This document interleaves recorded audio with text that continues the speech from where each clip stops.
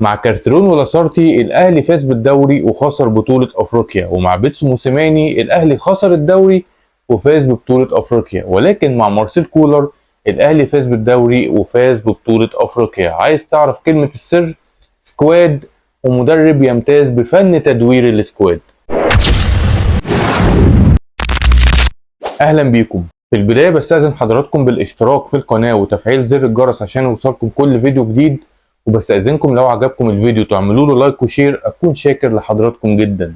والفيديو ده في حب مارسيل كولر المدير الفني للنادي الاهلي، بيتكون من جزئين. الجزء الاول عن مميزات مارسيل كولر في موسم 23-24، والجزء الثاني عشان انا بحب مارسيل كولر لازم اصارحه بعيوبه، فالجزء الثاني عن عيوب مارسيل كولر اللي كانت موجودة في موسم 23-24. مفيش شك ان بعد زيادة عدد البطولات في العالم ككل وفي مصر بصفة خاصة، او في افريقيا، مصر وافريقيا بصفة خاصة، ومع زيادة عدد المباريات وضغط المباريات في مصر، ومع تلاحم المواسم اللي بتتميز بيه مصر دونا عن بقية بلاد ربنا على وجه الارض، كان حتما ولابد النادي الاهلي يمتلك مدرب يسيطر بشكل كامل على السكواد اللي موجود تحت ايده، ويكون عنده فن تدوير الروتيشن مش الريسايكلينج فن الروتيشن بتاع السكواد.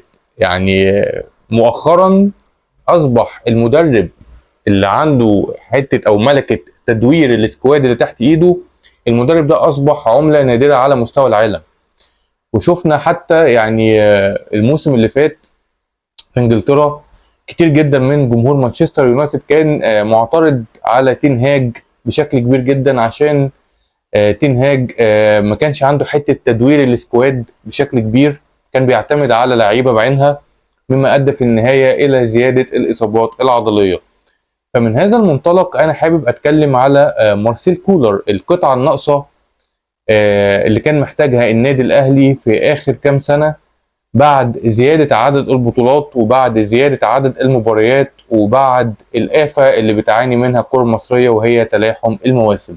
ومن وجهة نظري إن الأهلي على مدار 6 سنين مر بثلاث مراحل، يعني من 2018 حتى 2024 كان في ثلاث مراحل. المرحلة الأولى اللي كان فيها سكواد غير جيد ومدربين غير جيدين، كانت المرحلة دي في 2018 و2019. المرحلة الثانية اللي كان فيها سكواد جيد ومدربين غير جيدين، دي كانت في الفترة اللي هي بتاعت 2021 و2022. واخيرا المرحلة الثالثة اللي كان فيها سكواد جيد ومدرب جيد، وهي المرحلة بتاعت مارسيل كولر في 2023 و2024. فطبعا من بديهيات النجاح عند اي نادي ان هو يمتلك سكواد جيد وفيه عمق للسكواد، بمعنى ان السكواد يكون متكامل والاساسي والاحتياطي الثالث كمان يكونوا قريبين من بعض في المستوى، بجانب ان النادي يمتلك مدرب يجيد السيطرة على هذا السكواد، ويجيد تطوير الاداء الفني للفرقة ككل، ويجيد تطوير الاداء بتاع اللعيبة على المستوى الفردي. دي الاساسيات بتاعة النجاح لاي نادي، والبديهيات اللي النادي الاهلي كان بيمتلك بعضها في اوقات والبعض الاخر مش بيمتلكه، وفي اوقات تانية ما كانش بيمتلك الاتنين، لا السكواد ولا المدرب الجيد. ولكن مؤخرا النادي الاهلي اصبح يمتلك سكواد جيد، سكواد عنده خبرة البطولات الكبرى والمباريات الكبرى، وكان النادي الاهلي محتاج مدرب قادر على السيطرة على هذا السكواد، وقادر على تطوير الاداء بتاع الفرقة، وقادر على تطوير الاداء الفردي للعيبة. فعشان كده انا حابب اتكلم على مارسيل كولر، واتكلم على المميزات اللي النادي الاهلي عاشها معاه من خلال موسم 23-24، وهم نقطتين يعني في غايه الاهميه، وهي فن التدوير وفن التطوير. دي المميزات اللي انا هتكلم عنها بالنسبه لمارسيل كولر، فن التدوير وفن التطوير. بالنسبه للعيوب هتكلم على 3 عيوب هقولهم بعد ما نخلص المميزات، فارجوك كمل معايا الفيديو للاخر. ونبدأ بالجزء الأول في مميزات مارسيل كولر، وهو فن التدوير. مبدئيا كده يعني موضوع التدوير أو الروتيشن بتاع السكواد، يعني مش أي نادي يقوم بيه ومش أي مدرب يقوم بيه، يعني ليه ظروف وملابسات معينة عشان يتم هذا الروتيشن. أولا النادي لازم يكون بيمتلك سكواد قوي، يعني في عمق السكواد موجود في النادي بشكل كبير، بنسبه مثلا 80% في عمق السكواد مش اقل من كده، عشان يتم الروتيشن بشكل جيد. وثانيا لازم المدرب الموجود يكون عنده شخصيه قويه تتيح ليه السيطره على هذا السكواد، وتتيح ليه ان هو يقنع اللعيبه ان هم دلوقتي اندر روتيشن، يعني مفيش حد يعني حاجز مكانه بشكل اساسي او بشكل مستمر ان هو بيلعب اساسي. فالمدرب لازم يكون عنده قوه شخصيه وقوه اقناع بالنسبه للعيبه عشان ما يصطدمش بالنجوم والاساسيين بتوع الفرقه. بجانب ان المدرب الموجود لازم يكون عنده فن التدوير او فن الروتيشن، بحيث ان هو يعرف امتى يعمل تدوير وامتى يثبت التشكيل في كذا ماتش ورا بعض، وامتى يدخل اللعيب ده وامتى يخرج اللعيب ده، بحيث ان هو يحافظ على كل اللعيبه فورمه على المستوى النفسي وعلى المستوى البدني. ثالثا ان النادي او التيم اللي بيخضع لعمليه الروتيشن دوت لازم يكون تيم بيلعب في بطولات كتير وعنده ضغط مباريات بشكل كبير. فكل المواصفات دي بتنطبق على النادي الاهلي في الفتره الاخيره. عشان كده يعني اللي نجح مع النادي الاهلي ان هو يجيب له كل البطولات الممكنه او اغلب البطولات الممكنه مع تدوير ذكي هو مارسيل كولر. النادي الاهلي خسر مع بيتسو موسيماني بطوله الدوري عشان بيتسو موسيماني ما كانش عنده تدوير ذكي، وكان بيعتمد على لعيبه معينه بعينها، وكان عنده اساسيين واحتياطيين بشكل كبير. وطبعا في الحقبه اللي قبل كده يعني فايلر ما نحكمش على تجربته قوي قوي، لكن الحقبه اللي قبل كده بتاعت كارترون ولاسارتي الاهلي ما كانش عنده سكواد قوي، ما كانش لسه التيم الموجود دلوقتي اتبنى. بجانب ان الاثنين مدربين كانوا جايين الاهلي تحس ان هم جايين ترانزيت او جايين فسحه. فالوحيد بقى اللي كان محتاجه النادي الاهلي هو مارسيل كولر بعد ما تم بناء تيم عنده خبره على المستوى المحلي وعلى المستوى الافريقي كمان. فكان محتاج مدرب زي مارسيل كولر يقدر ان هو يسيطر على السكواد ده، ويقدر ان هو يطلع احسن حاجه من السكواد ده في ظل ضغط البطولات وضغط المباريات وتلاحم المواسم اللي فيه النادي الاهلي. ولما نيجي نتكلم على التدوير بشكل عام نتكلم على انه مهم جدا من الناحيه النفسيه ومن الناحيه البدنيه بالنسبه لفرقه الكوره. من الناحيه النفسيه ان انت عندك التيم كله هيبقى ريدي في اي وقت ان هو اي لاعب متوقع ان هو هيلعب في اي ماتش في اي بطوله في اي ظرف في اي مكان، صحراء كان او بستان. فاللعيبه كلها مستعده وريدي، ومفيش حد بيحس ان هو خارج الحسابات بشكل كامل ويدبرس ويخش في سكه اللي يروح ما يرجعش او سكه الندامه. فالسكواد كله تحت السيطره، السكواد كله جاهز، السكواد كله نفسيا مستعد ان هو يتم الاستعانه بيه في اي وقت. ده على المستوى النفسي. على المستوى البدني طبعا يعني حدث ولا حرج. النادي الاهلي كان قبل حقبه مارسيل كولر الناس كانت يعني بتتريق على الاهلي في حته مستشفى الاهلي، ان كان بيجي على النادي الاهلي اوقات عندك اصابات عضليه بال 12 وال 13 وال 14 لعيب في نفس الوقت بسبب عدم وجود تدوير جيد للسكواد في فترات كارتيرون ولاسارتي وفايلر وموسيماني وسوارش. خلينا نجمع بقى كل الناس اللي قبل مارسيل كولر. ما كانش فيه اي تدوير ذكي بيتم في السكواد في ظل ضغط المباريات وتلاحم المواسم، مما ادى الى وجود اصابات عضليه على مدار الموسم بشكل كبير. وكانت الناس حتى بتروح في حته ان ارضيه التتش فيها مشكله، يعني الناس وصلوا او وصل بهم الحال لان اللي بيشككوا في الارضيه بتاعت ملعب التتش اللي بقالها يعني تقريبا 70 سنه لعيبه الاهلي بتتدرب عليها من غير ما يكون موجود هذا الكم من الاصابات العضليه، وكان حالها قبل كده اكيد اسوأ من الموجود دلوقتي. لكن السر كان في عدم وجود تدوير ذكي للسكواد. فعلى المستوى البدني جنب المستوى النفسي الروتيشن او السمارت روتيشن اللي عمله مارسيل كولر يعني خلينا ما نسمعش عن الاصابات العضليه الا نادرا، ومش موجود يعني في التيم بشكل كبير غير الاصابات القدريه اللي هي زي مثلا قطع في الرباط الصليبي او قطع في اكيليس او غضروف. لكن الاصابات العضليه بقى العضله الضمه والعضله الخلفيه والحاجات اللي احنا كنا بنسمع عنها وكل شويه اللعيبه تخش في دايلمه الاصابات العضليه دي بسبب ضغط المباريات، خلاص الموضوع دوت شبه مختفي. فالسمارت روتيشن اللي عمله مارسيل كولر في الموسم اللي فات وفي الموسم بتاع 23 24 كان ليه ميزته الكبيره في حمايه لعيبه الاهلي من حته الاصابات العضليه بشكل كبير. فاحنا اتكلمنا دلوقتي على ان الروتيشن او التدوير اللي عمله مارسيل كولر كان جيد على المستوى النفسي وجيد على المستوى البدني بالنسبه للاعيبه النادي الاهلي. فده ساهم ان مارسيل كولر دونا عن كل اللي سبقوه كان قادر على انه يفوز ببطوله افريقيا وببطوله الدوري والسوبر المصري وكاس مصر وغيرهم من البطولات اللي شارك فيها النادي الاهلي. وحابب بقى اتكلم على نقطه تحسب لمارسيل كولر بشكل كبير، وهي يعني نقطه استثنائيه في حته التدوير او الروتيشن، بتؤكد قد ايه الراجل دوت عبقري. ان مارسيل كولر قدر ان هو يعمل روتيشن لفرقه النادي الاهلي في وجود بعض المراكز اللي موجوده في السكواد ما فيهاش بدائل اكفاء، يعني ما فيش عمق للسكواد في هذه المراكز. على سبيل المثال مثلا مركز المساك ما فيش عمق كافي للسكواد في الحته بتاعت المساكين، يعني ما عندناش غير محمد عبد المنعم ورامي ربيعه وياسر ابراهيم اللي اتصاب فترات من الموسم، ومحمود متولي اللي دايما مصاب او اغلب الفترات مصاب. فما كانش عندنا عمق في السكواد في حته المساكين.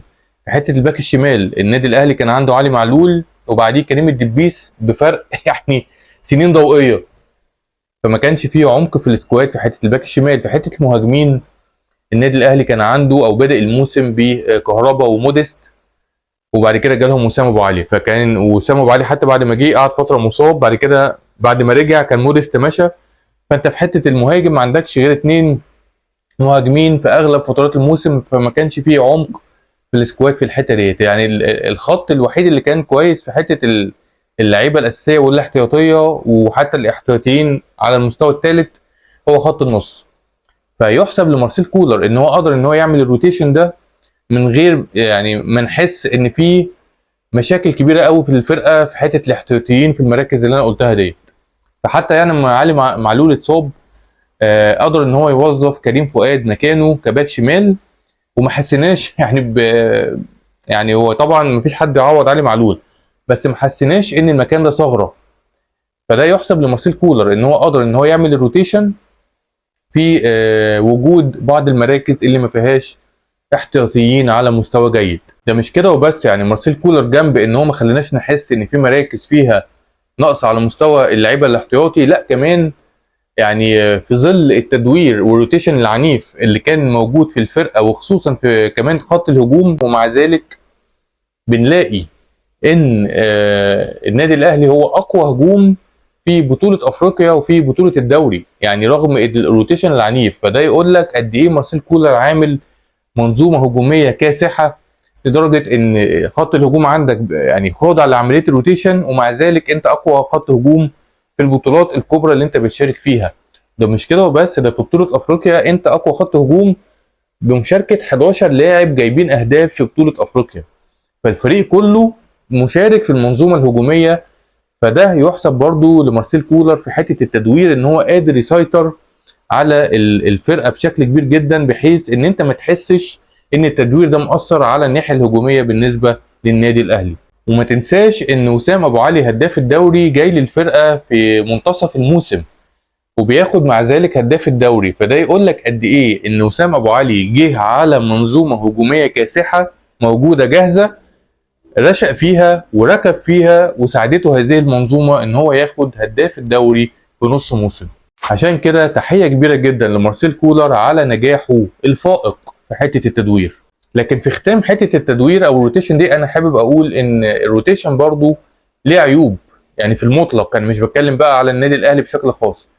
من عيوب التدوير ان انت هيبقى عندك لعيبه اساسيه وشايفه نفسها شويه وشايفه نفسها انها نجوم او من نجوم الفرقه، ومره واحده هوب مش هتبقى اساسيه وهتبقى خاضعه لعمليه الروتيشن وهتلعب ماتش وماتش لا، وممكن تريح ماتشين وعادي جدا، وممكن لاعب اقل منها في النجوميه ياخد مكانها. اللعيبه ديت هتقع منك وهيحصل لها حاله من الدبرسه وعدم الاتزان النفسي في ظل عمليه الروتيشن اللي انت بتعملها. واكبر دليل او اكبر نموذج على اللي انا بقوله دوت هو قفشه يعني في ظل الاداره الفنيه لمارسيل كولر حصل له حاله من عدم الاتزان او انعدام الوزن خلينا نقول، بسبب ان هو كان ايام بيتسو موسيماني هو الدينامو بتاع الفرقه واللاعب الاساسي اللي بيعتمد عليه بيتسو موسيماني دايما في السكواد او في اللاين اب، وكان دايما بيتسو موسيماني يقول على قفشه هو شريك النجاح، فكان شايف وضعه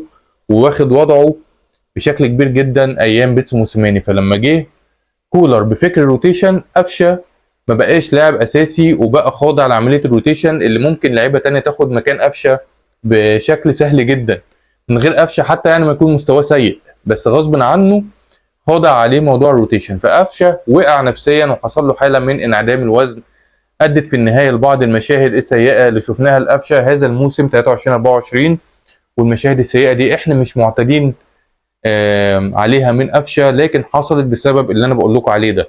والعيب التاني في موضوع الروتيشن ان لو المدرب مش متمكن من ادواته وما عندوش قوه شخصيه، ممكن الفرقه تفرط منه في حته الروتيشن، وما يحصلش حاله من الانسجام والتفاهم ما بين الخطوط وحتى ما بين لعيبه الخط الواحد بسبب الروتيشن المستمر في الفرقه. ده لو المدرب ضعيف ومش عامل قبضه حديديه على السكواد. فعشان كده برضو دي ميزه موجوده عند الكولر، ان هو عنده قبضه حديديه على السكواد، مسيطر على السكواد بشكل كبير، وما عندوش يمر حميني وما عندوش كبير، واي لاعب ممكن يقعد في ظل عمليه الروتيشن اللي هو بيعملها.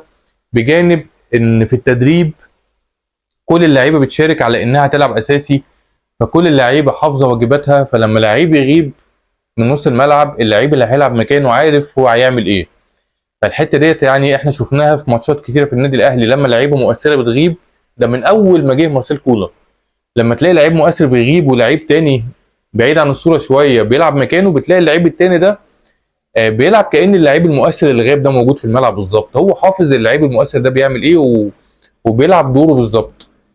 فده كله عشان مارسيل كولر عامل كنترول قوي جدا على السكواد. فلو المدرب مش عامل الكنترول ده وما عندوش حته قوه الشخصيه ديت، الروتيشن مش هينفعه بشكل كبير، هيكون يعني نيران مضاده هتضرب في وشه بعد الروتيشن ما يفشل يعني بسبب عدم قوه شخصيته وفرض الانضباط التكتيكي على الفرقه. ونسيب بقى موضوع الروتيشن وميزه الروتيشن عند مارسيل كولر، ونخش على ميزه تانية وهي ميزه التطوير او فن التطوير. مارسيل كولر من دي 1 ليه في النادي الاهلي وهو بيع لنا فكره ان هو مدرب شاطر جدا في تطوير اداء اللعيبه. طبعا احنا شفنا يعني في السيزون الاولاني تطوير اداء كريم فؤاد وحمدي فتحي وحسين الشحات وديانج وغيرهم، لدرجه ان انت يعني بتتفاجئ ان اللعيبه ديت عندها المستويات دي، يعني كان فين الكلام ده من زمان. فمارسيل كولر شاطر جدا في حته ان هو يقدم لك اللعيب بشكل جديد وبشكل مميز، وبيطلع من اللعيب حاجه انت مش متوقعها وحاجه بتفيد الفرقه بشكل كبير جدا. ففن التطوير عند كولر استمر في 23 24 مع لعيبه زي رام ربيعه، شفنا نسخه افضل نسبيا من النسخ السابقه لرام ربيعه. شفنا تطوير لاداء عمر كمال، وعمر كمال اللي الناس كلها يعني فاكراه ان هو باك يمين او جناح يمين، بقينا نشوفه مؤخرا بيلعب كجناح شمال في النادي الاهلي ومؤثر وبيعمل اسيستات وبيجيب جوان وهو في حته الجناح الشمال. وطبعا يعني انا شايف ان حبه الكريز في تطوير اداء اللعيبه السيزون ده 23 24 مع مارسيل كولر هو امام عاشور.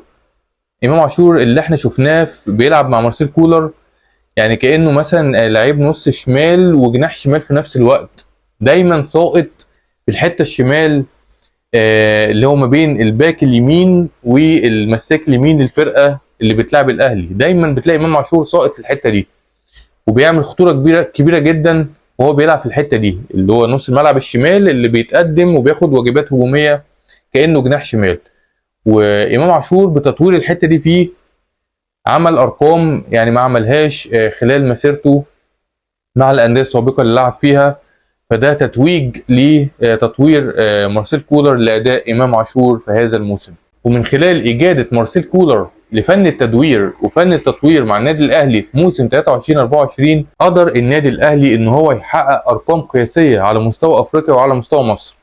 فعلى مستوى افريقيا النادي الاهلي عامل 22 مباراه متتاليه بدون هزيمه، رقم قياسي افريقي منفرد به النادي الاهلي.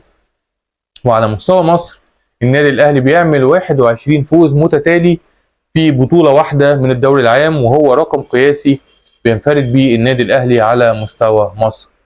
فمارسيل كولر بسبب الاداء الجيد او الشغل الجيد اللي هو بيعمله مع النادي الاهلي على مستوى الروتيشن وعلى مستوى التطوير بتاع الاداء وتطوير اداء اللعيبه بشكل منفرد، قدر ان هو ياخد النادي الاهلي لارقام قياسيه ينفرد بيها على مستوى القاره وعلى مستوى مصر. وبعد بقى ما خلصنا المميزات اللي تميز بها مارسيل كولر في موسم 23 24، نخش على عيوب كولر اللي نتمنى ان شاء الله ما تكونش موجوده في المستقبل، وهما 3 عيوب. العيب الاولاني يعني خاص بالكيس بتاعت موديست. يعني موديست جاي بترشيح من سكاوتنج النادي الاهلي لمارسيل كولر بموافقه كولر على اللاعب، فهي جريمه مشتركه ما بين سكاوتنج الاهلي بقياده هاني رمزي وما بين مارسيل كولر. فكان حاجه من الغرائب ان كولر بيوافق على لاعب زي موديست، رغم ان موديست من وجهه نظري مش هو اسوأ محترف جه في تاريخ الاهلي، وكنت اتكلمت في حلقه سابقه عن موديست وكولر بشكل خاص. يعني موديست على المستوى بتاع الاداء والارقام، حتى ان هو مساهم في 9 اهداف تقريبا قبل ما يمشي، لا في لعيبه جت النادي الاهلي محترفه اسوأ منه بكتير، ورغم ذلك كان موديست لا يليق ان هو يلعب في النادي الاهلي. فانا شايف ان مارسيل كولر محتاج ان هو يراجع حساباته بشكل كبير في الصفقات اللي المفروض تيجي للنادي الاهلي، او يعني يبعدنا عن السكه بتاعت اللعيبه اللي زي موديست. فده اول عيب. العيب الثاني انا شايف ان كولر يعني عامل زي مانويل جوزيه في حته الاعتماد على الناشئين. يعني كوكا وكريم الدبيس ارجوكم ما تعتبرهمش ناشئين، دي لعيبه عندها 23 سنه، فهم خلاص يعني اللي زيهم في اوروبا يعني في قمه نجوميتهم. فمفيش لعيب مثلا عنده 18 19 20 سنه شفناه كولر مثلا شافه في ناشئين الاهلي وبدا يدخله في القايمه او في الماتشات. ده حتى اللعيب الصغير اللي جاي تحت السن اللي هو كريستو، كولر ما ادالوش اي مساحه لعب كبيره ان هو يعبر عن نفسه. في الاخر الولد راح اعاره للصفاقس التونسي، وما اعتقدش ان احنا هنشوف كريستو تاني في النادي الاهلي. فده عيب موجود في مارسيل كولر بيشترك فيه مع مانويل جوزيه لو فاكرين مع النادي الاهلي، ان هم بيحبوا اللعيبه الكبيره الناضجه شويه، الخبره اللي عندها او موجودين في مرحله من النجوميه، خلاص الكيرف بتاعهم ستيبل، مش لسه محتاجين سبورت من المدرب ان هو يطلعهم وينجمهم ويديهم مساحه لعب ان هم يعبروا عن نفسهم. لا كولر وجوزيه بيحبوا اللعيب اللي هو خلاص الكيرف بتاعه طلع يعني، ومرحله البلاتو يعني مش طالع بقى، لا هو طلع وفي مرحله البلاتو. يعني زي امام عاشور مثلا، يعني كولر بيحب اللعيبه اللي زي امام عاشور، بيحب اللعيب حتى اللي هو زي وسام ابو علي اللي هو عنده 24 25 26 المرحله ديت بشكل خاص. مانويل جوزيه برضو كان عنده نفس الحته ديت، يعني لما راح للعيبه في تكوين فريق 2004 2005 الفريق اللي اخد او اكل الاخضر واليابس، راح لحته النحاس والشاطر وبركات، اللعيبه اللي كان يعني عندها 27 و28 سنه. فده عيب موجود في كولر، ان اتمنى في المستقبل ان هو يكون عنده عين تكتشف اللعيبه الناشئين ويطلعهم الفريق الاول، ويكون ده مكسب كبير للنادي الاهلي. لعيبه بقى زي رمضان صبحي وتريزيجيه اول ما طلعوا كده، وزي حسام غالي وابراهيم سعيد اول ما طلعوا. فمحتاجين من مارسيل كولر هذه النظره، ومحتاجين من قطاع الناشئين ان هو يكون عنده اللعيبه اللي تستحق ان كولر يشوفها وتلعب في الفريق الاول. ونخش بقى على العيب الثالث والاخير اللي موجود عند مارسيل كولر في هذا الموسم، ان النادي الاهلي دفاعه او خطه الخلفي مش بخير. يعني النادي الاهلي رغم ان هو اقوى دفاع موجود في بطوله الدوري، الا انه دخل فيه 26 جون، و26 جون ده رقم مش معتادين عليه في النادي الاهلي. يعني النادي الاهلي من ساعه ما كنت بشوفه من التسعينات، ويعني مرورا بقى بالاجيال اللي جت من التسعينات وحتى الان، لا شفت الاهلي كتير بيفنش الموسم داخل فيه 5 اجوان و6 اجوان و7 اجوان، لكن ان هو يخش فيه 26 جون حتى الان ده رقم كبير جدا على دفاع النادي الاهلي. فاتمنى ان دفاع الاهلي ينضم ليه عناصر جيده الفتره القادمه، على الاقل عنصرين، عشان عيب خط دفاع النادي الاهلي يخش فيه 26 جون في الدوري حتى لو كان اقوى دفاع. وبالتوفيق للنادي الاهلي ومارسيل كولر في الفتره القادمه، نتمنى ان احنا نشوف فيها سكواد النادي الاهلي اقوى، وما يكونش فيه عوار في السكواد زي ما شفنا قبل كده في بعض المراكز، ويكون فيه تدعيم قوي على مستوى الاجنحه وخط الهجوم، ونص الملعب والباك الشمال والخط الخلفي. يعني تقريبا كل خطوط الاهلي محتاجه ترميم بعد الهجره الغير عشوائيه. يعني هي تعتبر هجره منظمه للاعيبه الاهلي الفتره الاخيره. يعني ديانج وكريستو خرجوا، وبيرسي تاو قرب يخرج، احمد عبد القادر خلاص، عبد المنعم خلاص برضو. ففي لعيبه كتيره جدا خرجوا من سكواد النادي الاهلي، وممكن العدد مرشح لزياده. فاتمنى يكون في تعويض للعيبه ديت، ويكون موجود في الاهلي محترفين على اعلى مستوى يقدروا يفيدوا النادي الاهلي. واتمنى من مارسيل كولر ان هو يكمل في العبقريه والعظمه اللي هو عاملها بالسيطره على السكواد وبالروتيشن اللي هو بيعمله، بتطوير اداء اللعيبه والاداء الفني للفرقه، اللي من خلال هذا التطوير ومن خلال هذا الروتيشن النادي الاهلي في عهد مارسيل كولر اكل الاخضر واليابس. وفي النهايه لو عجبك الفيديو سبسكرايب لايك وشير، واشوفكم دايما على خير.